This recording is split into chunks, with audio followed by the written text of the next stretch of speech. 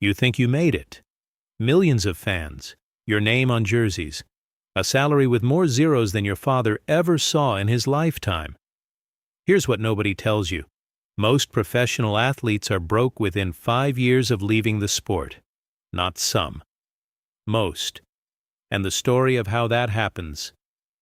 That story starts long before the money runs out. Close your eyes for a second. Picture a Tuesday morning when you were 12 years old. The alarm goes off at 5:30 and you don't hit snooze. You never hit snooze. The rest of your street is dark, windows black, the neighborhood still wrapped in that heavy Tuesday quiet that only kids with nowhere to be get to sleep through. But you have somewhere to be. You lace your shoes in the kitchen while your mom makes coffee she won't finish. She drives you in a car that smells like fast food wrappers and air freshener, the kind of air freshener that's trying too hard. The heater works on one side. You sit on the cold side. You don't complain. This is the life you chose. Or maybe it chose you. At 12, the line between passion and identity is already invisible. You had friends once who played video games on Friday nights.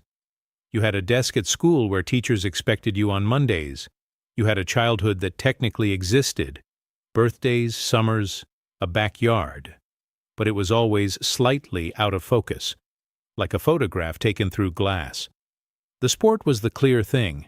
Everything else was background. And somewhere deep in that 5:30 morning, in the cold seat of your mother's car, you made a deal with the universe. You gave up the ordinary life. In return, you were going to get the extraordinary one. You kept your end of the deal. The moment it becomes real doesn't feel the way you imagined. You imagined champagne. A call you'd been waiting for. Maybe tears. The good kind. What actually happens is this. You're sitting in a room with fluorescent lighting, somewhere between a waiting room and a conference room, and someone in a suit slides a piece of paper across a table. You look at the number at the bottom of the page, and for exactly 3 seconds, your brain doesn't process it as real money. It processes it as a score. Like you hit a number in a game you've been playing your whole life. Then it hits you. That number is your life. Your hands don't shake. You sign. Someone takes a photo. You smile in the photo because you know you're supposed to. That night, you call your mom. She cries. You don't. You're not sure why. What you don't notice, what nobody points out in that fluorescent room, is that the contract you just signed has an expiration date. Everything in your life from this moment forward has an expiration date. The career has a clock, and it started the second you picked up that pen. The first thing you notice about having money is that it changes the temperature of every room you walk into. People warm up faster. Old friends resurface from depths you didn't know existed. Cousins you barely remember appear at your door with needs that feel urgent and reasons that sound almost plausible. Your uncle wants to open a restaurant. Your childhood friend has a business idea he's been sitting on for years. Funny how he was sitting on it until now. You say yes to some of them. You feel generous. You feel like this is what the money is for. Here's the irony nobody whispers in your ear. Generosity, when it comes without financial education, is just a slower form of bankruptcy. Your identity starts to blur around the edges, too. You were an athlete before you were anything else. You were the sport. But now the sport comes with a costume. The watch, the car, the apartment in a neighborhood where your former self would have pressed his face against the glass. You wear the costume. You learn to move inside it. What you don't realize is that every year you spend wearing it, the person underneath gets a little harder to find. And the friends from before, the real ones, the ones from the cold seat mornings, they start to look at you differently. Not with envy exactly, with something more like distance, like you've moved to a country they don't have a visa for. You tell yourself it's fine. You tell yourself this is just how it goes when you level up. You start using phrases like level up. That's new. Somewhere around month 4, maybe month 6, you start sleeping differently, not worse. Just differently. With the window shades down in the middle of the day and a phone that won't stop and a silence that feels less like peace and more like the absence of something you can't name. You're between worlds now. That's the technical phrase if there is one. You make too much to feel like the people you grew up with. You're not old enough, not retired enough, Not finished enough to feel like the wealthy people in the buildings you live in. You float somewhere in the middle, in an economic altitude with bad oxygen. The paranoia is quiet at first. It's just a question that shows up at dinner. Is this person sitting across from me here because of me, or because of the number on that contract? You look at the answer on their face, and you're not sure anymore. You used to be good at reading people. The sport trained you for that. But now every person comes preloaded with a financial interest you can't fully calculate. You start moving in smaller circles. You spend more time with teammates because at least with them, the transaction is clear. You're all in the same machine together. But even there, something is off.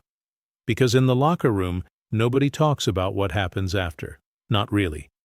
The after is a door at the end of a hallway that everyone can see and nobody wants to acknowledge. You joke about it sometimes. Retirement jokes. Ha ha. 5 more years. Ha ha. Nobody tells you that the hallway gets shorter every season, and that behind that door, no one is waiting. Let's talk about what the numbers actually look like because you deserve to know this. Not as a warning, as a mirror. 78% of NFL players face serious financial stress or outright bankruptcy within 2 years of retirement, not 7 years. 2. The average NFL career lasts 3.3 seasons. 3 seasons. You spent more time in high school. The NBA isn't softer. 60% of NBA players are broke within 5 years of leaving the league. 60%. Think about a locker room of 15 players. That's 9 of them. 9 men who once had millions, standing in a 5-year radius of financial ruin. And here's what makes that number so precise and so brutal. It's not stupidity. A 2009 Sports Illustrated investigation, one of the most cited pieces ever written on the subject, found that the core reasons weren't lavish spending or pure carelessness. The core reasons were bad investments, family financial obligations, and a complete absence of financial literacy in systems that had every incentive to keep athletes focused on performance, and zero incentive to prepare them for anything else. Antoine Walker made over $100 million during his NBA career. By 2010, he had filed for bankruptcy. He talked about it publicly. The entourage, the houses, the gambling, the businesses that bled money. But underneath all of it was something simpler and harder to say. No one ever taught him that the money had physics, that it followed rules, that rules ignored will collect their debt eventually.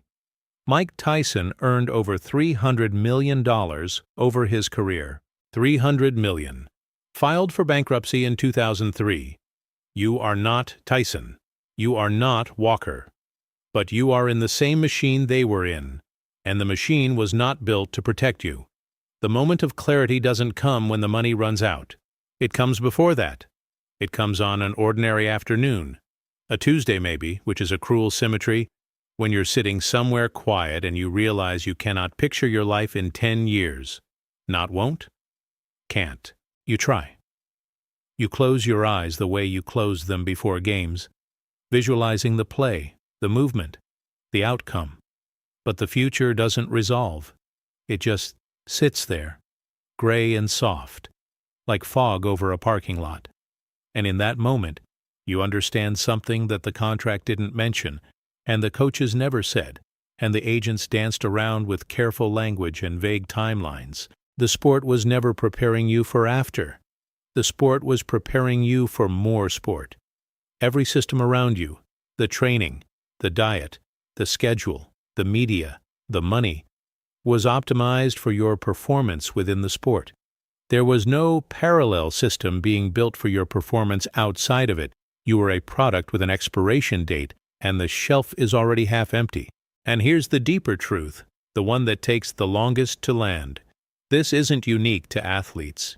This is what happens to any human being who ties their entire identity to a role that has a hard stop. The soldier who comes home, the surgeon who loses the use of her hands, the executive who gets the call that the company no longer needs his floor. The sport just makes it faster, more visible, more ironic because there's money in the frame, because nothing makes a fall look worse than the height it started from. So here's where you are. You gave the best years of your body to a game that loved you back in ticket sales and merchandise and broadcast rights. You crossed the finish line. You won. Technically, and now you're in a house that's too quiet, with a phone that rings for reasons that have nothing to do with who you are, surrounded by people whose loyalty came with a price tag you couldn't read in the fine print. The sport is over. Your identity was the sport. The math isn't hard. What nobody tells you, what this video exists to say out loud, is that the system that built you never had a blueprint for what to do with you after.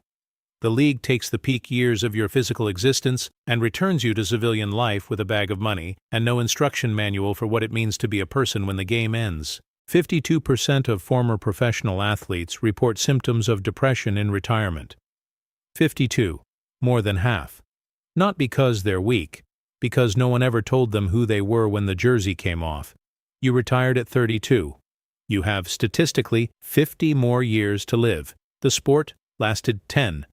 The rest of your life is the longest stretch you'll ever have to play without a coach, without a team, without a crowd telling you whether you're winning. Most athletes were never trained for that game. And that game, that one, has no halftime.